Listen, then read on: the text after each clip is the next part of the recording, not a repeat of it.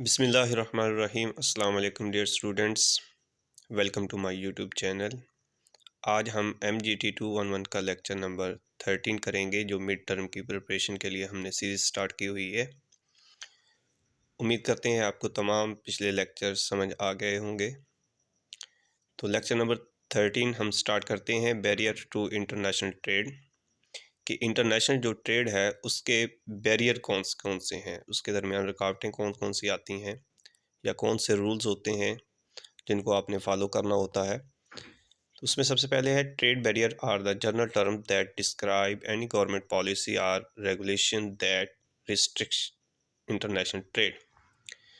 तो trade barrier वो तमाम जनरल टर्म्स हैं और गवर्नमेंट की जो कि पॉलिसी और रेगुलेशन लॉज को डिस्क्राइब करते हैं कि जो आपने इंटरनेशनल ट्रेड के अंदर उसको मलहूज़ खातर रखना होता है। तो आपने सबसे पहले ये चीज़ है कि सोशल एंड कल्चरल चेंज जो है वो इसके अंदर आती हैं, कि जो भी आपकी इंपोर्ट और एक्सपोर्ट है उसके असरअंदाज करती हैं कि आपके मुल्क के अंदर, आपकी माशरे के अंदर कौन सी तब्दीलियां हैं, जो लाइफस्टाइल है, रहने का तरीका है, ज़िंदगी गुजारने का तरीका है, उसमें आपकी ज़रूरियात क्या क्या चीज़ हैं, क्या वो उस चीज़ को फुलफ़िल कर रही हैं। उसके बाद रिलीजन है, मज़हब है। काफ़ी सारी ऐसी चीज़ें होती हैं जो कि किसी मज़हब के अंदर अलाउ होती हैं और किसी में अलाउ नहीं होती। तो ये चीज़ें भी आपकी इंपोर्ट एंड एक्सपोर्ट को असरअंदाज करती हैं। उसके बाद अगला पॉइंट है क्लाइमेट। तो मौसमी सूरत हाल भी आपके इंपोर्ट और एक्सपोर्ट को असरअंदाज करती है। उसके बाद लॉज़ हैं, मुख्तलिफ़ किस्म के हर मुल्क के लॉज़ होते हैं, कानून होते हैं जो किसी भी चीज़ को इंपोर्ट और एक्सपोर्ट में इजाज़त देते हैं और कुछ नहीं देते। तो there are different law in different part of the world. दुनिया में मुख्तलिफ़ जगह पे मुख्तलिफ़ किस्म के कानून मौजूद होते हैं। और इसके साथ साथ दूसरी चीज़ साथ हो जाती है कि हेल्थ, कि जो चीज़ आप इंपोर्ट कर रहे हैं या एक्सपोर्ट कर रहे हैं, क्या वो हेल्थ के लिए अच्छी है या नहीं है। उसके बाद सेफ्टी, कि उसकी सेफ्टी किस किस्म की है। कस्टमर रिलेशनशिप, तो रिलेशनशिप कैसा है कस्टमर के साथ, आपका सोशल बिहेवियर कैसा है। तो उसके से ज़रिए भी इंपोर्ट एंड एक्सपोर्ट जो है, चीज़ों की ख़रीदो फरोख्त जो है वो असरअंदाज होती है। उसके साथ अगला पॉइंट है प्राइस, कि किसी भी जो चीज़ आप इंपोर्ट कर रहे हैं या एक्सपोर्ट कर रहे हैं उसकी प्राइस क्या है। क्या जिस मुल्क को हम कोई भी चीज़ दे रहे हैं जो एक्सपोर्ट की जा रही है, क्या उस मुल्क के वो लोग उस चीज़ को ख़रीदने के अहल हैं, वो ख़रीद सकते हैं, उनकी इकोनॉमिकली पोजीशन क्या है। तो ये सारी चीज़ उसमें आ जाती है। पैकिंग, कि जो चीज़ आप सेल कर रहे हैं तो उसकी पैकिंग किस अंदाज से, अगर पैकिंग अच्छी होगी तो साफ ज़ाहिर है वो मार्केट के अंदर सेल ज़्यादा होगी। और उसके साथ आखिरी पॉइंट है इन्वायरमेंट। तो इन्वायरमेंट भी असरअंदाज करता है।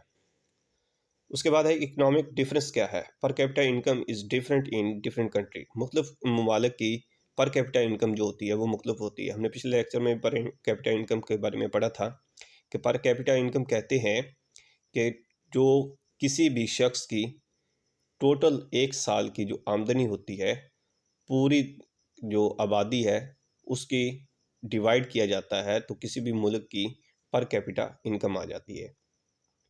तो different people have different economic system, मुख्तलिफ लोगों की इकोनॉमिक सिस्टम मुख्तलिफ होता है। People preference for the particular product, जो आम इस्तेमाल यूज़ में होती हैं चीज़ें, लोग उसको प्रेफर करते हैं। पॉलिटिकल सिस्टम वहाँ पे आ जाता है, तो ये भी इसका अंदर असरअंदाज करता है। इसके बाद है टैरिफ, जो कि चीज़ें हम बाहर वाले मुल्कों से मंगवाते हैं तो उन पे मुख्तलिफ किस्म के टैक्सेस जो होते हैं वो लागू हो जाते हैं। तो किसी भी मुल्क के अंदर जो चीज़ें बनती हैं तो उसमें भी मुख्तलिफ किस्म के सेल्स टैक्स, इनकम टैक्स वगैरह लागू होते हैं, तो वो भी इस चीज़ का असरअंदाज करते हैं।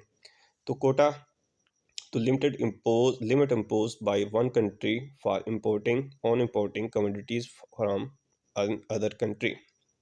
तो कोटे में ये होता है कि जो कोई भी मुल्क है वो अपनी ज़रूरियात को पूरा करने के बाद एक लिमिट लगा देता है कि इतनी चीज़ें आप इंपोर्ट कर सकते हैं, दूसरे ममालिक से मंगवा सकते हैं, और बाकी चीज़ें अपने मुल्क की जो हैं उसको प्रेफरेंस दी जाती है।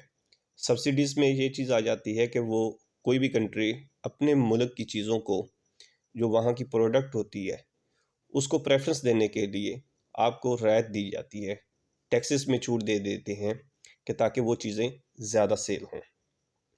उसके बाद नेक्स्ट पॉइंट है बिजनेस एथिक्स। बिजनेस एथिक्स में ये चीज़ आ जाती है कि आपका सोशल बिहेवियर कैसा है, आपका इखलाक कैसा है, आपका कस्टमर के साथ डीलिंग कैसी है, आप किस अंदाज से जो लोगों के साथ कमिटमेंट करते हैं, मार्केट में किस अंदाज से चीज़ों को भेजते हैं, तो वो सारी बिजनेस एथिक्स के अंदर चीज़ें आ जाती हैं।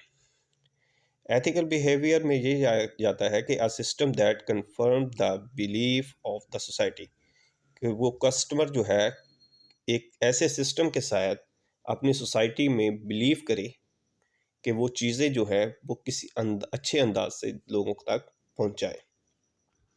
Business is being run with in that system, तो बिजनेस जो है वो एक सिस्टम के तहत रन होना चाहिए।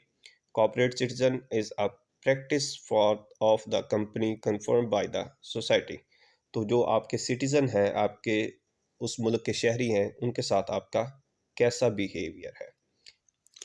इसके बाद नेक्स्ट पॉइंट हमारे पास है ethical behaviour in managing practices include.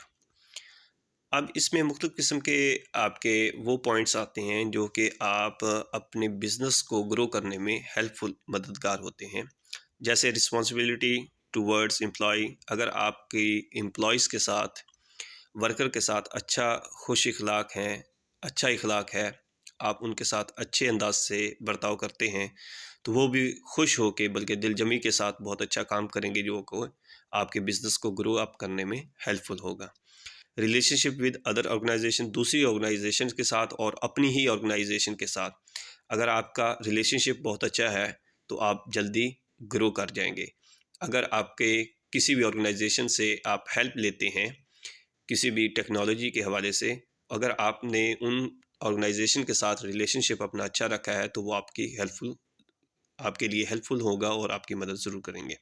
Interaction with government, तो गवर्नमेंट की पॉलिसी को आपने फॉलो करना होता है। अगर आपके गवर्नमेंट के साथ रवाबत अच्छे होते हैं तो आपको ये भी बिज़नेस ग्रो अप करने में और इंपोर्ट के अंदर और एक्सपोर्ट के अंदर मददगार साबित होता है। नेक्स्ट है plans to initiate ethical behaviour towards people. लोगों के साथ भी आपके रवाबत अच्छे होने चाहिए। टू इनिशिएट एथिक प्रोग्राम, तो इसमें आगे नेक्स्ट है कॉर्पोरेट सोशल रिस्पॉन्सिबिलिटी। तो आपकी रिस्पॉन्सिबिलिटीज़ कौन सी हैं सोशल जो होती हैं? To think about benefiting the society and avoid harmful activity for the society is called corporate social responsibilities. कि आप माशरे के साथ, अपने आसपास के लोगों के साथ, जो भी आपकी कंपनी के साथ जुड़े हुए हैं, आपके बिज़नेस के साथ हैं या मार्केट के अंदर जो लोग मौजूद हैं, तो आपकी जो एक्टिविटी हैं वो उनके लिए बेनिफिट होने चाहिए, हार्मफुल नहीं होनी चाहिए, उनके लिए नुकसानदेह नहीं होनी चाहिए। तो उसमें एथिकल एटीट्यूड टूवर्ड कस्टमर के साथ आपका जो एटीट्यूड है, रवैया है, वो अच्छा होना चाहिए। डीलिंग विद एम्प्लॉय, लोगों के साथ, मुलाजमीन के साथ आपका डीलिंग अच्छी होनी चाहिए। नेक्स्ट है ethical communication with government and local bodies और गवर्नमेंट के साथ भी आपकी कम्युनिकेशन अच्छी होनी चाहिए।